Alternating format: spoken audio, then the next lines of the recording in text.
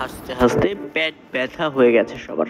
হ্যাঁ, ট্রফি ছাড়াই ভারতের এমন সেলিব্রেশন। হাসতে হাসতে পেট ব্যথা হয়ে গেছে সবার।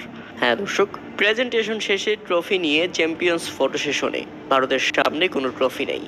এরপর ভারতীয় বোলার অর্শদীপ সিং ভারতীয় অধিনায়ক সূর্যকুমার যাদবকে একটা আইডিয়া দেন। তিনি বলেন, ভাই আপনি যান, হাতের মধ্যে ট্রফি নেই তো কি হয়েছে, আপনি ট্রফি আনার মতো একটা ভং ধরেন, আমরা সেটা নিয়েই উদযাপন করব।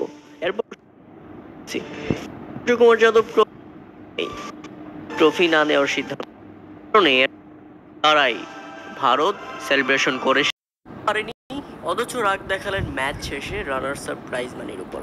তাই তো পুরস্কার নিয়েও ছুঁড়ে ফেললো পাকিস্তান অধিনায়ক। একা পাকিস্তানি অধিনায়ক তার পর রানার্স আপ প্রাইজ মানি মঞ্চের পাশেই ছুঁড়ে ফেলে দিয়ে কথা বলতে চলে যান মাথা নিচু করে পাকিস্তানি অধিনায়ক।